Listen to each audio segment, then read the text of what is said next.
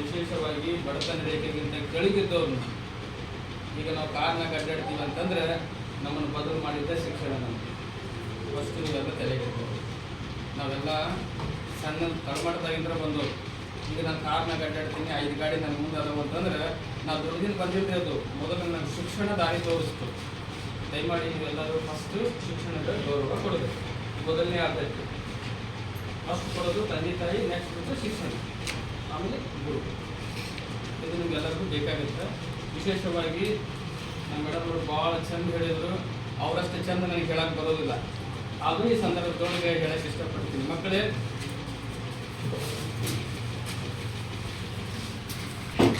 ನಿಮ್ಮದು ಜೀವನದ ಒಂದು ಪ್ರಮುಖ ಘಟ್ಟ ಇದು. ನೀವು ಎಲ್ಲರೂ ಹೋಗ್ಬೇಕಪ್ಪ ಅಂತಂದ್ರೆ ನೀವು ಯಾವುದೋ ಒಂದು ಲೈಸೆನ್ಸ್ ಪಡಿಬೇಕು, ಒಂದು ಡ್ರೈವಿಂಗ್ ಲೈಸೆನ್ಸ್, ಮತ್ತೆ ಯಾವುದೋ ಲೈಸೆನ್ಸ್ ಪಡಿಬೇಕಂದ್ರೆ ನಿಮ್ಗೆ SSLC ಫಸ್ಟ್ ಬೇಕು. ನೀವು ಈ ಟೈಮ್ನೊಳಗೆ ಏನಾದರೂ ಸ್ವಲ್ಪ ಗಡಿಬಿಡಿ ಮಾಡ್ಕೊಂಡ್ಬಿಟ್ರೆ ಮುಂದೆ ಲೈಫ್ ಕಟ್ಟಾಗಿ ಬಿಡ್ತೈತ್ರಿ. ನಾನು ಭಾಳಷ್ಟು ಮಕ್ಕಳನ್ನ ನೋಡಿದ್ದೀನಿ.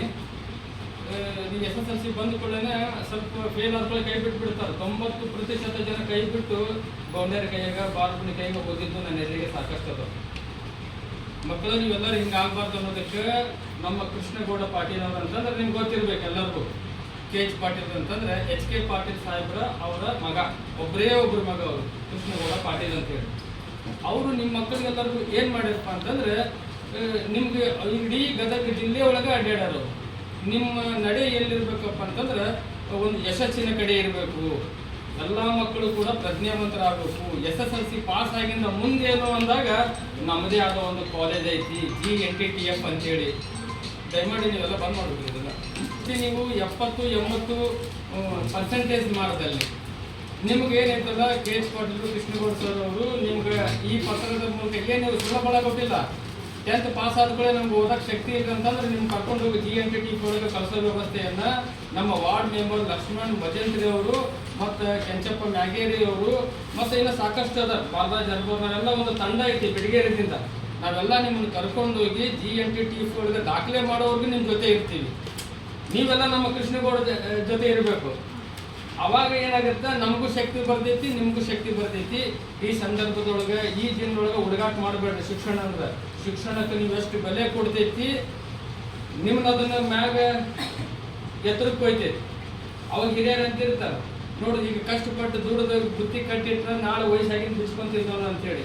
ಈಗ ಅದೇ ರೀತಿ ಕೂಡ ಶಿಕ್ಷಣ ಅನ್ನೋ ಒಂದು ಶಕ್ತಿನ ನೀವೆಲ್ಲ ಜ್ಞಾನದೊಳಗೆ ತುಂಬಿಸ್ಕೊಂಡು ನೀವು SSLC ಬರೆಯುವಾಗ ಯಾವುದೇ ಒಂದು ಗೊಂದಲಕ್ಕಾಗದೆ ನಿಮ್ಗೆ ಆನ್ಸರ್ ಗೊತ್ತಿರುತ್ತೆ. ನೀವು ವಿಶೇಷವಾಗಿ ಹೆಣ್ಮಕ್ಳು ಜಾಗ ಕಷ್ಟಪಡ್ತೀರಿ.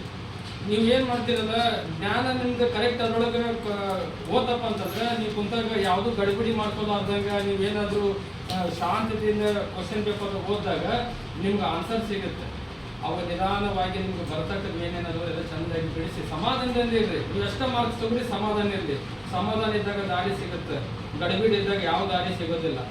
ಎದುರಿಗೆ ರೊಕ್ಕ ಇದ್ರೆ ರೊಕ್ಕ ಎಲ್ಲ ಹಾಳಿರ್ತೀವಿ ನಾವು, ಸಮಾಧಾನ ಇಲ್ಲ ಅಂತ ಒಂದು ಸಂದರ್ಭ ಬರ್ತಾವು.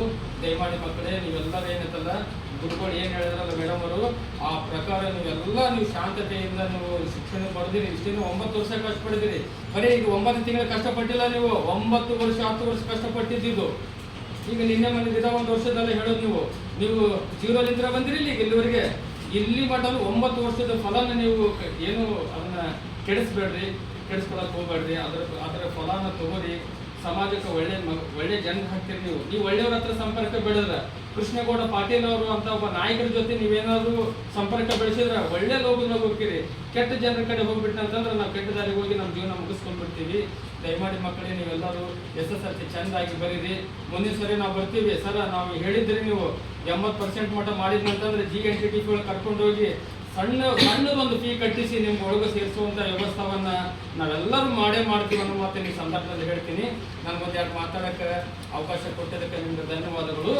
ವಿಶೇಷವಾಗಿ ನಿಮ್ಮ ಟೈಮ್ ತೊಗೊಂಡಿದ್ದಕ್ಕೂ ನನಗೆ ದಯವಿಟ್ಟು ಕ್ಷಮ ಮಾಡಿರಿ. ಒಂದು 10 ನಿಮಿಷ ಓದ್ತಿದ್ರಿ, ಅದನ್ನು ಬಿಡಿಸಿದ್ದಕ್ಕೆ ನನಗೆ ಕ್ಷಮ ಮಾಡಿರಿ ಅನ್ನೋ ಮಾತನ್ನು ಹೇಳ್ತೀನಿ.